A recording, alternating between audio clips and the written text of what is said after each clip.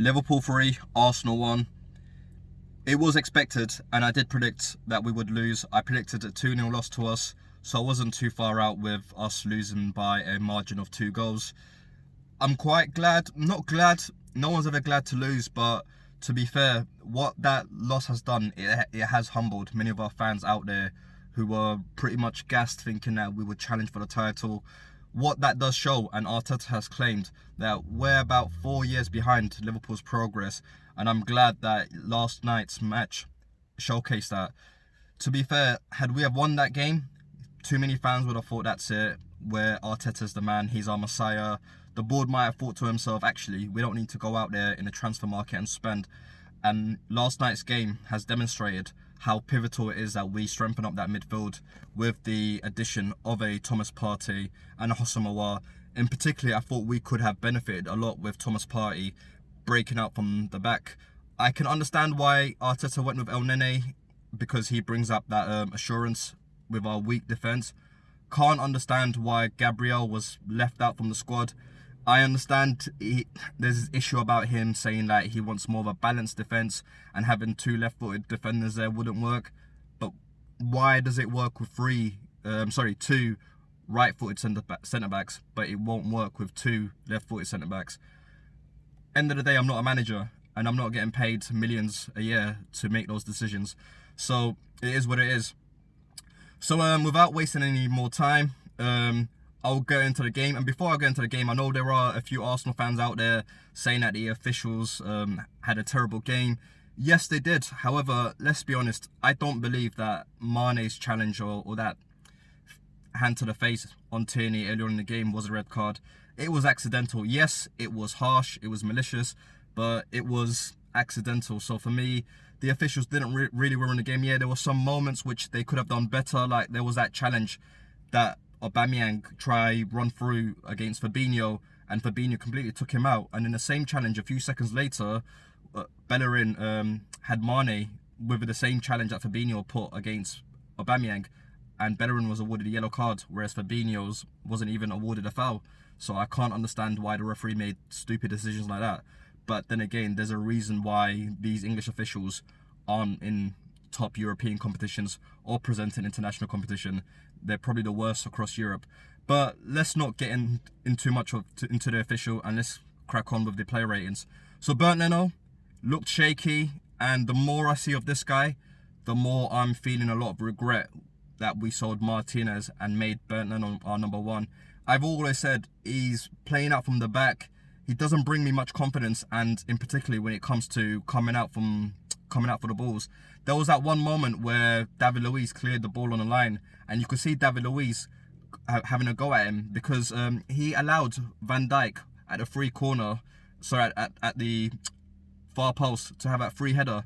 So for me, I can't understand why Leno didn't go out, make the challenge. Not sure whether that Maupai's challenge that injured him has caused him some psychological damage for him to perhaps be apprehensive for going out for balls. But Leno, poor game for me. Yes, he did have that amazing save against Mane.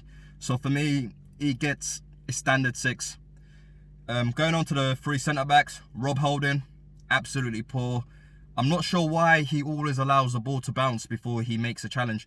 He's quite a big guy, and most of the time he was up against Sadio Mane, so he's got the clear height advantage, but I can't put my head to why he just doesn't header the ball away first time round. He seems to allow the ball to bounce, and then that gives Mane the chance to go at him. So for me, but in saying that, there was 1 or 2 duels where he did really well against Mane. So for that, I'm going to have to give Rob Holding a 5. Moving on to the central centre-back, where we had David Luiz. Standard game.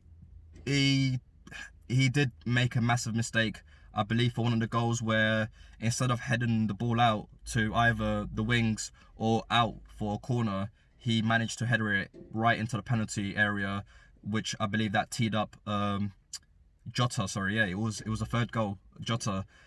And he's an experienced centre-back. He should have perhaps done a lot better than that. And this is why I think Gabriel should have played, because he's been exceptional when it comes to the aerial duels. And David Luiz, to me, last night proved he couldn't deliver from the long balls out. Neither could he defend properly. For me, David Luiz gets a 4. Moving on to the left centre-back, Kieran Tierney. I'm not sure why we constantly played Kieran Tierney out in the left centre-back role. By the time we finally set up to our 4 at the back, he might have been so embedded to the centre-back role that he might have forgotten or not play as effective on the left-back role. I think the sooner we get back and revert back to a 4 at the back, the better for us in the long run. And Kieran Tierney did make a massive mistake in that first goal where he allowed Salah to run before him, so he didn't manage to mark his runner, and by that time Salah already got the better of him and he couldn't do anything about it. Got on the wrong side. So for me, that was one of the worst games I've seen Kieran Tierney. He gets a standard 5 for me as well. Moving on to the right wing back roles. So moving on to Hector Bellerin. Poor game. The sooner we get this guy out, the better. Although his right back's not our main priority, this needs to be addressed very soon. Either come January transfer window or end of the season. For me, I'd go for Brighton's Tariq Lamptey. He looks solid, young. He's very progressive with the ball going forward. I reckon he'll link up well. Bellerin just does nothing for me. Poor, didn't mark. Second goal, that was his fault. First goal, that was his fault. And also, does this guy not know how to throw the ball? 2 foul throws. He's not progressed. I'm tired of Bellerin. So for me, the sooner Bellerin leaves, the better. He gets a 3 for me. Poor. Moving on to left wing back. Maitland-Niles didn't do nothing, and he had that poor touch where he was through own goal, did absolutely nothing with it, and the ball went into the stands. Maitland-Niles for me, in comparison to the last few games, 3. And for me, with Maitland-Niles, I would like to see Maitland-Niles being deployed back to the right back role, and I would like to see him consistently play there. This 5 at the back's not working for me. We need to get Maitland-Niles on the right back and team him up with a Nicolas Pepe or Willian and get Hector out and stop playing Maitland-Niles on the left wing back. Yes, it worked. I know it worked against Liverpool in the Community Shield, but we can't keep relying on that same formation. It'll eventually be found out, and Jurgen Klopp has shown that. So, as I said, Maitland-Niles, not the best of games. Moving on to the central midfielders, Granit Xhaka, standard game, couldn't do anything, hardly dictated the game. He rarely featured, and for that, I'm going to give him a 4. I know he's not being bad. It might be harsh, but he didn't do anything to me either. He didn't do anything either. And if we're moving on to his partner, Mohamed El-Neni, yeah, likewise, he didn't do anything. I can understand why Arteta decided to pick El-Neni ahead of Ceballos, because he provides more of a defensive unit compared to Ceballos.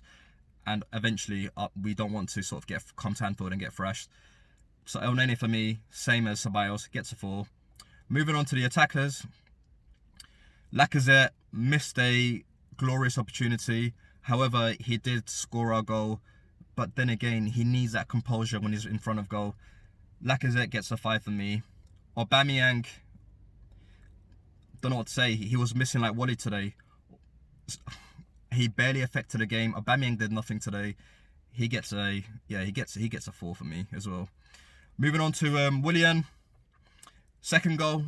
Although I did blame Hector Bellerin, Willian should have still supported his colleague there on the right hand side, and he should have tracked Mane's run.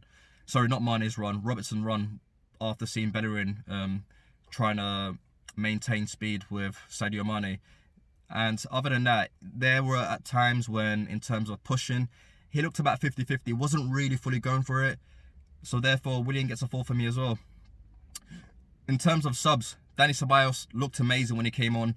But my issue with Dani Ceballos is, lately he's looked great when he's about to come on. It's like he's got this hunger and this drive. However, when he starts, he doesn't seem to have that same determination and that drive. We need to somehow get his mental mindset to sort of change before games and make sure every time he starts a game, he has that same presence as when he comes off the bench. So Dani Ceballos for me, probably our best player, and he created 2 great chances.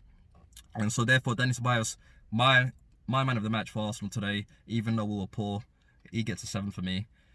And moving on to Nicolas Pepe, £72 million, and he couldn't pass the first man twice in a corner, and he didn't do anything. Provided no spark. This is, the worst part is I'm one of Pepe's biggest fan. I want him to come on and show the world what he can do. But when he does stuff like that and you pay £72 million for him, absolutely pathetic. So Pepe, for me, gets a 3. Moving on to Eddie Nketiah, didn't have enough time to influence the game. He gets a 5. So for me, Arteta made major mistakes, and for me, what it is, he can't keep relying on this 5 at the back, allowing teams to have plenty of possession, more of the shots. You'll eventually be found out, and like we have today, it'll only work for so long. And we are quite lucky that Thiago wasn't playing, because had Thiago played today, then Liverpool would have had a different outlet as well on that pitch, as well as what they had. We were quite fortunate as well that it was a 3-1 scoreline. To be fair, we won in the match. Even when we were 1-0 up, I still think Liverpool were the dominant team, and I had no sort of encouragement that we would stay in that game when we were 1-0 up. I always knew that we were about to lose and we were going to concede a goal.